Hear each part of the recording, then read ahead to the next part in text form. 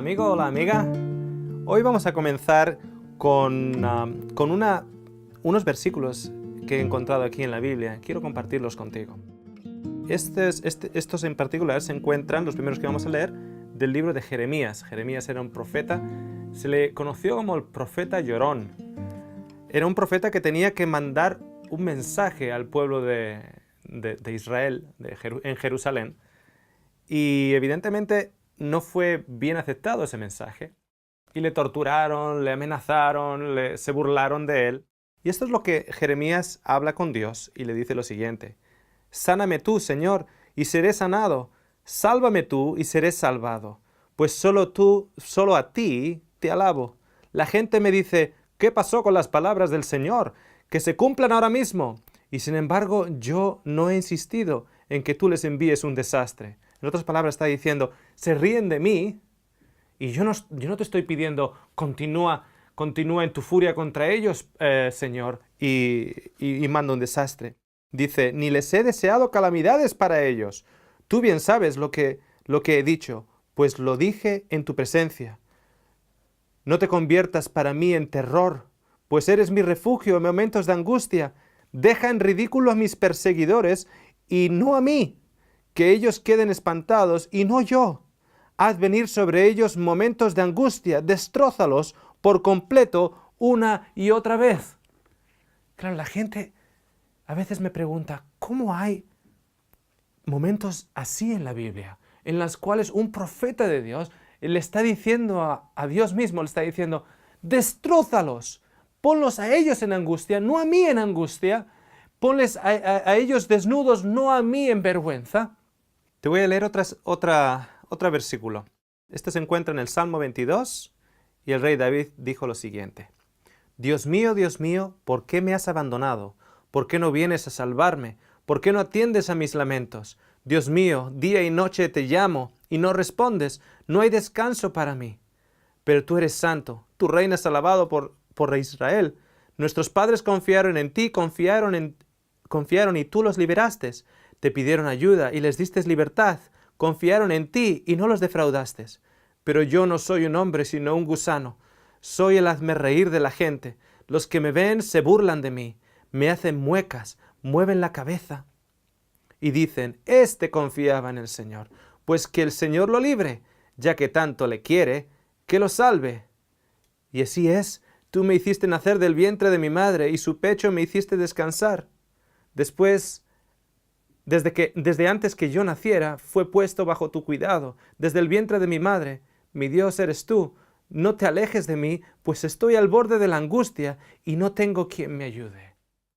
Así como Jeremías clamaba al Señor y decía: elimina a mis enemigos, los que se están riendo de mí, David ahora dice: ¿por qué no me abandones? ¿Por qué parece que no estás aquí, no me estás ayudando? Yo confiado, tu pueblo confiado, y sin embargo me siento que estoy lleno de vergüenza, estoy lleno de abatimiento. Eso se encuentra en la Biblia. En el mismo libro de Salmos, David dice que rompa la mandíbula de sus enemigos. Dios mío, rompe la mandíbula de mis enemigos. Y claro, hay mucha gente que lee esos versículos y dice: ¿cómo puede ser que haya un Dios que esté rompiendo la mandíbula de los enemigos cuando su pueblo se lo pide? No. David, así como Jeremías, así como tanta gente en las Escrituras, lo único que nos están mostrando es el proceso de terapia sanadora de Dios. Quiero que veas el proceso de sanación entre Dios y tú como lo que en la tierra se conoce a la hora de ir a ver a un psicólogo. Cuando uno va a un psicólogo y le está contando sus problemas que normalmente no cuenta a nadie más, el psicólogo no tiende a hablar mucho. El psicólogo tiende simplemente a redirigir un poquitito la conversación o a hacer preguntas puntuales y a veces simplemente escucha. Entiendo lo que me dices. Pero no necesariamente él toma el hilo de la conversación y es el que más habla. Es el paciente, la persona que va a ver al psicólogo, el que hace más, el que continuamente está hablando. De la misma manera, Dios es nuestro psicólogo y nosotros somos los pacientes. ¿Qué uno le cuenta al psicólogo? Cosas que no le cuenta a otra persona. A veces ni siquiera a su esposo, a su esposa o a su mejor amigo. Dios quiere ser tu psicólogo. No por ello decir que Dios no vaya a utilizar a individuos que te puedan ayudar, pero por encima de todo, Él quiere escuchar aquellas cosas que más te duelen. La gente me dice, enséñame cómo tú hablas a Dios. Y le digo, yo hablo a Dios de la misma manera que Jeremías hablaba a Dios. Y me dicen, ¿a qué te refieres? Le digo, pues si yo tengo un problema, se lo cuento a Él. Si estoy disgustado con Él, por lo que yo entienda o por lo que yo perciba, se lo digo. Dios, no me gusta lo que has hecho, papito. Evidentemente es algo que yo necesito sacar de mi pecho y se lo saco a Él. Se lo expreso a Él. Él quiere ser tu psicólogo, quiere ser mi psicólogo. Yo voy a explicarte un poquitito mi rutina. No porque esta rutina sea mejor que otra rutina, ¿ok? Pero esta es la rutina actual en la que he estado practicando por un tiempo ya. Me levanto a la mañana, me preparo con ropa de ejercicio y cojo a mi perrita y salgo a caminar. Vivo en una zona rural, allá en Australia, y salgo a caminar por entre 40 y 50 minutos aproximadamente. En el momento que salgo de la casa, levanto los brazos y doy gracias a mi papito y digo, papito, gracias por dejarme llamarte papito y por aceptarme como tu hijo. ¿Por qué? Porque yo quiero empezar el día cargado con todo el oro de la valía que Dios me ofrece, el ser llamado su hijo. Y empiezo el día, y quiero empezar el día sabiendo que soy el príncipe de Dios, soy el hijo de Dios, que todo lo que acontezca en el día no va a influir mi valía, que lo único que influye en mi valía es el momento en el cual yo dejo de considerarme hijo de Dios. Pero si se me pincha una rueda, si pierdo un cliente, si cualquier cosa que ocurra, si meto la pata, que la meto bien a menudo, cualquier cosa que ocurra, no cambia mi valor como hijo de Dios. Y así se lo doy a saber a Él y me lo hago saber a mí mismo. Levanto las manos en un símbolo de confianza, porque mi confianza es en ser hijo de Dios. La Biblia habla mucho acerca de levantar las manos. Y yo sé que eso entre muchos cristianos es un poquitito como demasiado exuberante, demasiado... Sin embargo, la Biblia nos dice que en el pueblo de Israel alzaban las manos y daban gracias a Dios. Eso es lo que hago yo en la mañana. Yo no lo hago para mostrarme enfrente de nadie, si acaso delante de mi perrita a la mañana, es la única que me ve. Pero te voy a decir un poquitito, antes de avanzar, un poquitito acerca del levantamiento de manos. Imagínate un partido de fútbol, una final de un mundial, en el cual está España y Holanda. Y han pasado los primeros 90 minutos y van 0-0. Han pasado los siguientes 15 minutos de la próloga.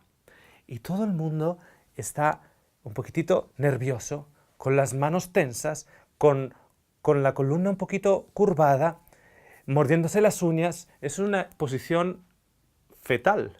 Es una posición de inseguridad, de miedo. Que así mete Holanda. Otra ocasión perdida. Pero de repente, uno de los jugadores le pasa el balón a otro jugador español, y tengo entendido que su nombre era Andrés Iniesta, y Iniesta le da una patada a ese balón y mete el gol de la victoria. En un momento en la próloga, la segunda parte de la próloga, cuando ya prácticamente es muy difícil que Holanda meta de vuelta. ¿Qué hace todos los españoles en el estadio? Los periodistas, aquellos que están en las casas, ¿qué hacen? ¡Gol! Levanta las manos. porque esta postura de levantar las manos es una postura totalmente opuesta a la postura fetal de hace unos minutos atrás.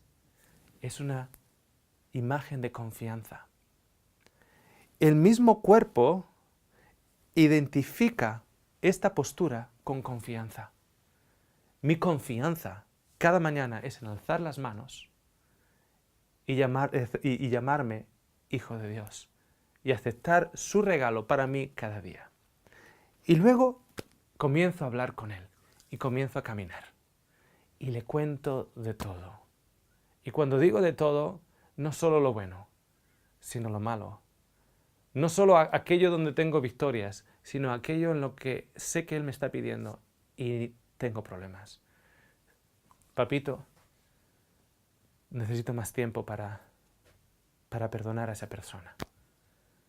No puedo. Lo que esa persona me ha hecho, papito, ya sé que me estás pidiendo, ya lo sé. Pero sabes que es difícil para mí. Y las imágenes vuelven a mi cabeza. Y lo intento. Y ayúdame. ¿De qué manera? ¿De qué manera puedo hacerlo? Y yo hago la mayoría del hablado. Yo soy el que continuamente estoy hablando. Él es el terapeuta que me escucha. De vez en cuando tengo como una especie de susurro en mi conciencia, lo podemos llamar de esa manera, en el cual una imagen viene y yo lo identifico como que Dios está tratando de sugerirme algo o de hacerme una pregunta. Él no impone su pensamiento, Él permite que yo llegue a las soluciones. Simplemente Él, como un buen padre, me va guiando. Y hablo con Él, y hablo por 40, 50 minutos. Según voy pasando por donde mi vecino, le pido a Dios por mi vecino. Él corta leña y trabaja con máquinas pesadas, con máquinas que pueden llegar a ser bien peligrosas. Su nombre es Russell. Así que voy pasando y el Russell está allá a lo lejos y yo levanto la mano y él me saluda. Y yo sigo hablando con mi papito en el cielo y le digo, papito, pon tu mano sobre Russell, protégele en el día de hoy. Estate con él, tiene problemas con su salud, su diabetes, etc. Ayúdale con su salud, es un buen hombre. Y sigo caminando. Y me acuerdo de personas en mi familia, me acuerdo de mi mamá, oro por mi mamá. Le pido por mi mamá para que la cuiden el día de hoy, le pido por mi papá para que le cuiden el día de hoy, por mi hermano. Voy por una lista en mi cabeza de personas que aprecio. Y voy en la lista en mi cabeza por personas que tal vez me cuesta más apreciar. Tal vez por sus caracteres, no son caracteres con los que yo me relaciono tan bien. Y tal vez si tengo alguna queja de Dios, se la digo. Ya sé que lo que ciertas personas piensan. ¿Queja de Dios? ¿Un ser humano mortal quejándose de Dios? No, yo tengo quejas. Y si son incluso quejas de Dios, se las digo, porque Él es mi papá. Es mi Dios, pero es mi Padre. Y yo como hijo necesito ser educado. Y yo le voy diciendo mis problemas y mis dificultades por 40, 50 minutos. Y eso lo hago a las mañanas. ¿Para qué? Porque de esa manera yo ya he abierto la conexión verbal y comunicativa con Dios. Si a las 11 de la mañana o a las 12 de la mañana algo pasa, por el hecho de que yo ya he abierto la comunicación con Dios a la mañana, me resulta mucho más fácil buscar a Dios a las 11 o a las 12 de la mañana cuando tengo un problema, si es que anteriormente a la mañana, temprano, ya he abierto esa comunicación con Él.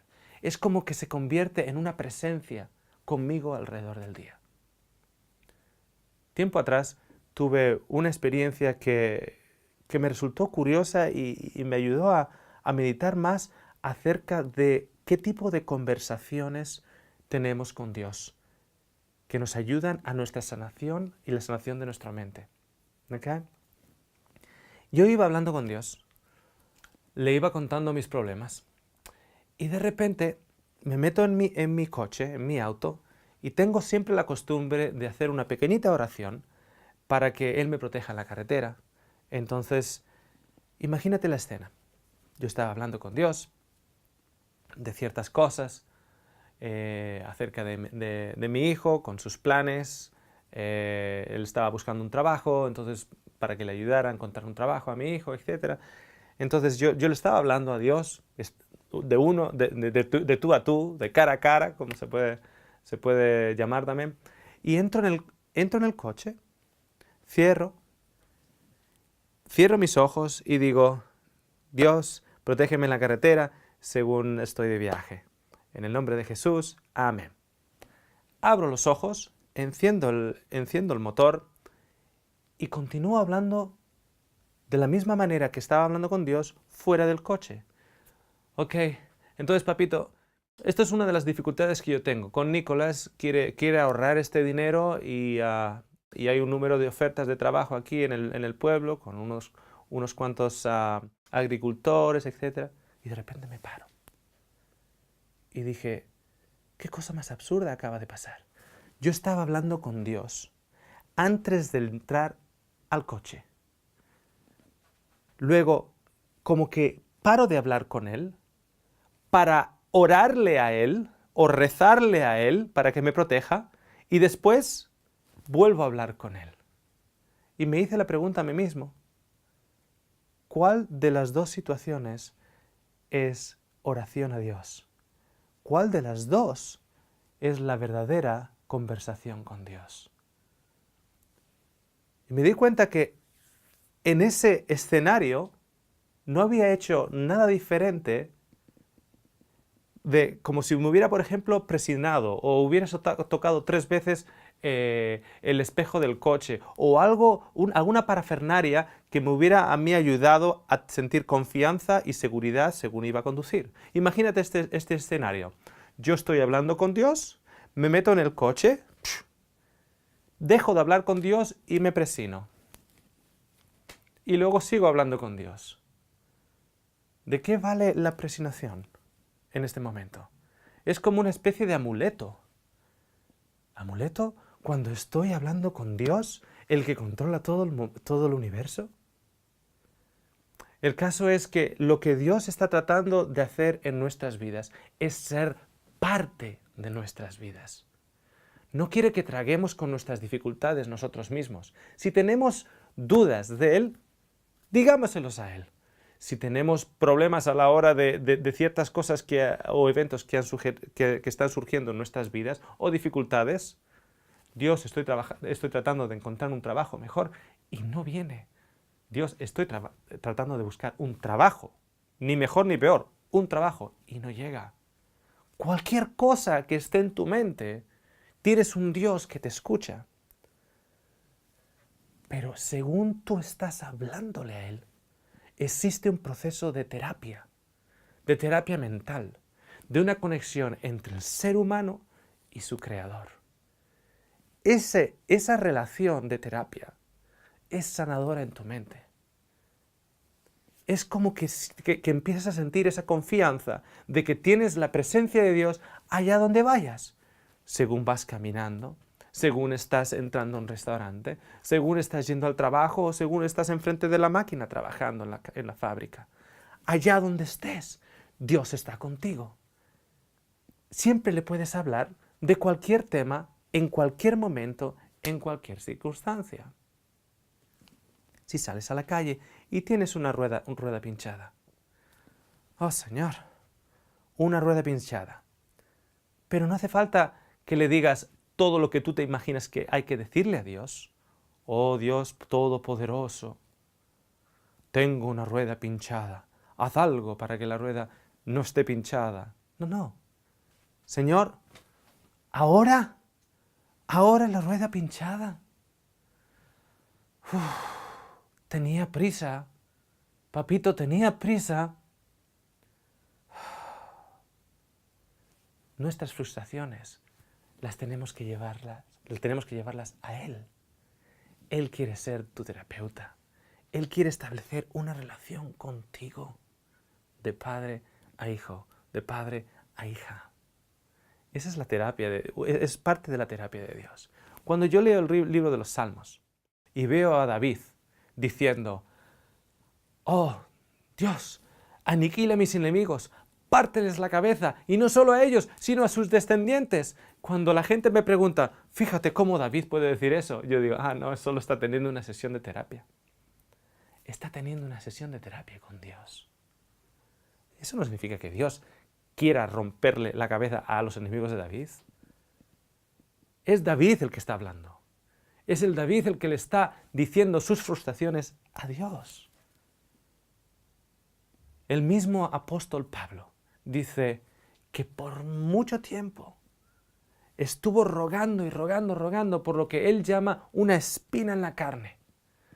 Tenía algo, una dificultad física, tenía algo que le estaba afectando y rogaba a su Padre en el cielo que se la quitara, que le quitara ese peso, que le quitara ese problema.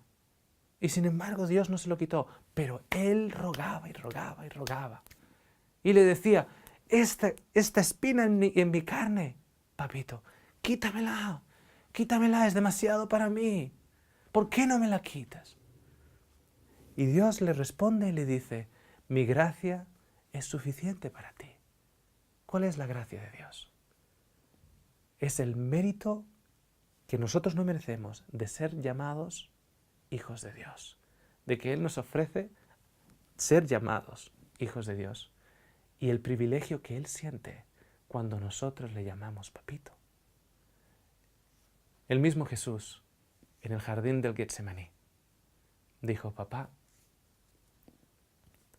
si es posible, quita esta copa delante de mí, la copa amarga de su sufrimiento y de la crucifixión. Si fuera posible, que hay otro camino, papito, enséñamelo y yo lo tomo. Si con tu silencio me estás diciendo que no hay otro camino, entonces yo admito este camino, esta copa amarga, y la tomo. ¿Por qué digo que Jesús le llamaba papito? Porque sabemos que le llamaba en el hebreo Abba. Y Abba no es Dios, Abba no es Padre, sino Abba en realidad es un término coloquial que significa papá. Jesús llamó a su Padre papá. En muchas de las traducciones bíblicas pone como Padre nuestro que estás en los cielos. Pero la palabra que Jesús usó era Abba, papito. Él quiere tener una relación contigo como con nadie más tú has tenido. Quiere estar ahí en tus momentos altos, en tus momentos bajos. Hay una canción en inglés que dice, The same God in the mountain is the same God in the valley. El mismo Dios en la montaña es el mismo Dios en el valle. Cuando estás feliz, cuando estás triste, cuando todo te sale bien y cuando te han golpeado por todas partes. Eso no cambia nada. ¿Quién eres para Él? Eres precioso para Él, preciado para Él, valorado por Él. Él es tu Padre y quiere que tú seas su hijo y su hija hoy también.